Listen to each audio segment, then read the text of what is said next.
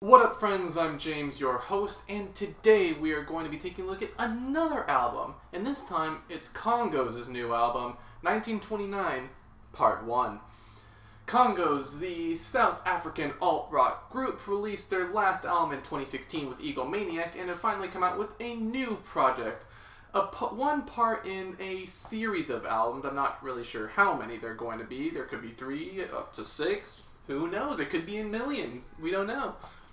But on this album, they kind of continue the trend of their last album, combining their alt-rock and Kwaito sounds with electronics. And on this one, it's a bit more mellow, not as upbeat and bombastic as some of their prior work. And how did it stack up? Well, let's take a look. Something new is the opener track, one that actually had to grow on me a little bit, but I actually really do like it now. It has a very new wave inspired bass and dance rock drums that I really do like. It's probably one of the more upbeat songs on the album, and it's one that I find coming back to more and more. The lyrics are all about how people don't really listen to others. They're always talking, they're always saying things, but they're not taking the time to actually take in information and look at other perspectives and points of view. And it's a subject that I think is kind of admirable when a lot of people are more used to just saying things and not actually analyzing what other people have to say. So I really do like how they tackled this, and it's amplified by this guitar tone during the chorus. It's a bit more dire, a bit more kind of pining for people to actually look at other perspectives and things like that. So the way they did it was very well done. And one thing I really like about the song as well is the accordion. I like how in this one, it takes a step back, but it still shows its presence by accentuating other elements of the song. I think it was very well done, and the way they did it here, it prevents the accordion from getting stale or overdone or things like that, and I think they were smart to utilize it in this way. It was pretty nice. One thing that I will have to say, though, is that the drums I feel are a bit too quiet, especially for a more upbeat song on the album. It's not too big of a deal because they're still audible, but I would have liked them to pack a bit more of a punch. Stand Up is another solid track, one that I like quite a bit, probably one of my favorites on the album actually. I really like the guitar picking and the funky bass. The guitar picking especially is not a sound that you really hear anywhere else on the album, so it really stands out, and just guitar picking in general I think is pretty cool. And I also like how they kind of build up the song, but it starts out with the synth and with the guitar, and they just keep layering more and more instruments on top of it until it's just a jamboree of instrumentation, and I really do like that a lot. The accordion solo that comes in during the song as well is almost waltz-like. It's very different for their sound, especially when the accordion before is more used to pack a punch or highlight the guitar or something like that. This one, it kind of slows it down a little bit and brings its own strengths to the forefront of the song, and I really enjoyed that aspect of it. The lyrics are about kind of looking on past mistakes and trying to better yourself from them, and I think that's an interesting perspective, not focusing only on the mistakes or successes, but in fact looking back on analyzing them and trying to see where they can take you if you learn from them as well. Overall, this song has a great combination and balance of the electronics and the more raw elements and traditional elements of the band's sound, so I do think they pulled that off quite well. Pay for the Weekend is another fairly strong track. The song starts off with a guitar and bass opener that I really think sets the mood very well.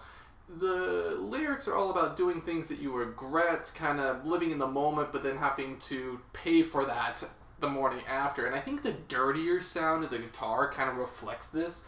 And I really, really like the vocal inflections that come in during the second verse. They're very wild and raw, and they remind me of some of the band's past material, especially on some albums like Lunatic, which is probably one of my favorite albums of all time. I really like how they kind of kept that, even in some minor way. It really makes the song stand out compared to the other mellower songs on the album. So that was a really, really good choice there, I feel. One thing that I will have to say about this song as well is I like the song structure. They don't rely on the chorus too much. There's quite a few verses. There's at least 4 verses on this track, and I feel like not relying on the chorus as a crutch is something that a lot of modern rock acts can learn from, especially when we hear so many of the anthemic choruses that make me feel nothing because every song has to fucking have it. I really do appreciate not relying on the chorus and actually trying to say something in a verse and keep it interesting. Very good decision. Unfortunately, Wild Hearts is probably one of my least favorite songs on the album, and it's probably the song that highlights how doing a more mellow album can really make or break you in certain respects. This song I just think is kind of boring. The guitar is really the only thing that starts this track off. And although they do add some synth and drums later in the background, they don't really build up to anything. It's a build-up that never actually pays off, which is probably one of the worst things that you can do when it comes to songs like this. I have to also add that vocally and lyrically, this song doesn't really do much for me either. It kind of matches the instrumental as well, where I feel like it's just building to something that never really ends up paying off, and it's just not something that interests me very much. Keep Your Head is another pretty solid track. I like that fuzzy guitar that starts it off. It's not really shoegaze, but I feel like they are taking some elements of that into account, and I really like the contrast between that serious guitar and the more whimsical synth. It really highlights them both and kind of shows off their strengths whenever they do try to pair electronics and raw instrumentation together. Adding on to the guitar praise I really like the transition from the guitar to the synth at the end of the second verse. It's so seamless, it almost sounds like they're the same instrument at one point. And lyrically, I think it's pretty interesting too, talking about kind of people watching and finding solace in isolation, about keeping your headphones on or something like that, but still being interested in the outside world. It's something that I feel like some introverts might relate to, how they want to have a relationship, but they're fine just kind of being on their own while still acknowledging some other people's existence. And then we get to probably my favorite track on the record, Everything Must Go. This one is way more melancholy and dire, and the lyrics really reflect this. It's talking about how you have to try to do everything you can while you're alive, just do everything you want to before you die, because this is the only chance that you have. And the guitar and drums on this track are a bit on the heavier side, which is really nice, kind of in an actual performance way, but also in an emotional way as well. And the synth that comes in every so often almost adds like a regal or spiritual aspect to the song, which I think kind of highlights the more worldly guitar and drums. It's an interesting contrast that I think highlights the fact that they're talking about having to do things before you die because this is the only chance you have. So overall, all the elements on this track really go well together and just enhance the message, which I think is very important in a song like this, especially on a song that's a bit darker compared to, at least instrumentally, compared to some of the other tracks on this album. Finally, 4543 is kind of continuing the tradition with a lot of KONGOS' albums, where it ends on a more ballady note. This one in particular, it's a bit more electronic. It deals with how, at least with the singer, he's showing and explaining how he doesn't really feel that all these things that people think would help them actually do. It's kind of dealing with a placebo effect of sorts. And the main example that I think that he gives is he's talking about all these self-help books and how they don't actually really help people. A lot of the advice in there is just experiencing life. And in that vein, he also talks about how he doesn't like certain things explaining how to be perfect because we're not perfect creatures and we weren't born to be perfect. So this song in particular, I think, is about how instead of asking other people how to live life, you should live life yourself, learn from your mistakes, and because the mistakes are what keep you going and are a part of existing in general. So I think that was an interesting lyrical touch there as well. The song also has a fairly compelling drum pattern too. It kind of goes back to their more old school roots with the heavier raw drums and a nice bluesy guitar in here as well that comes in and out of the track. So instrumentally, I also think this song is pretty solid. It doesn't stand out as much as compared to some of the other ones, but I do think it's a fairly solid ending track. Overall, I do have to say I really did like this song. There's not much that I dislike about it, but the main problem I had with this is that they played it too safe, I feel. A lot of the sounds that they played with the electronics especially, I feel like were more experimental on the past album with Egomaniac.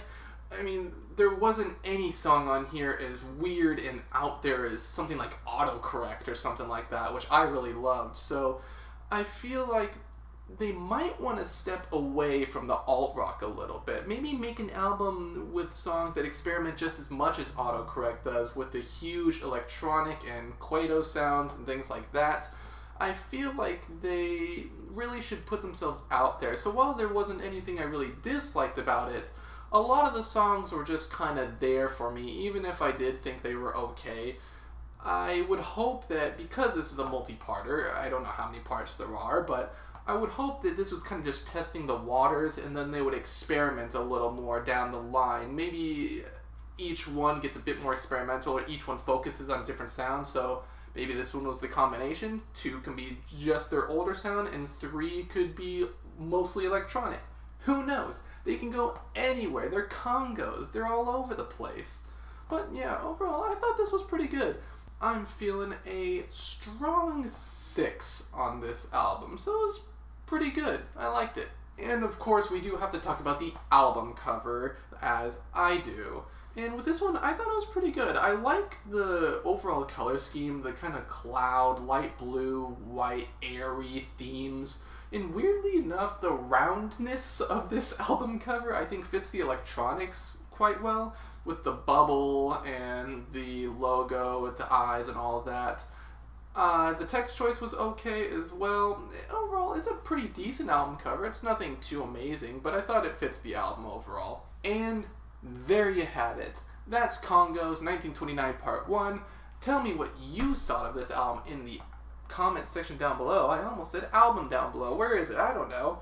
Did you like it? Did you love it? Did you hate it? Did you not listen to it? I don't know you very well, so you'll have to tell me all of those things. If you don't like my opinion, please just don't listen to it, and you can just read the written review in the description, because who cares? That doesn't make any sense. But anyway, thanks for watching, and until the next one, farewell.